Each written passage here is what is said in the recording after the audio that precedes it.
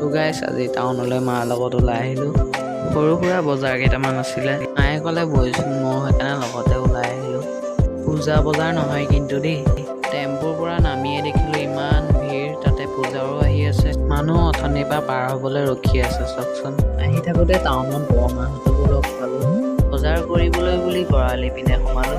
আহি থাকোঁতে প্ৰথম এম বাজাৰত সোমালোঁ আৰু চাৰ্টবিলাক ইমান ধুনীয়া লাগিছে। আপোনালোকেও আহিব পাৰে, পূজা অফাৰ চলি আছে।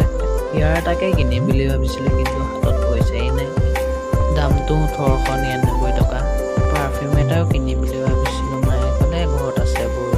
এম বাজাৰৰ পৰা ওলাই আকৌ বিশালত সোমালোঁ। বিশালতে মোৰ বাবে সৰু সুৰা বজাৰ দুটামান কৰি ফাষ্টফুড এখনত কিবা এটা খাবলৈ চাওমিনো আহি গ'ল, ৰোলো আহি গ'ল।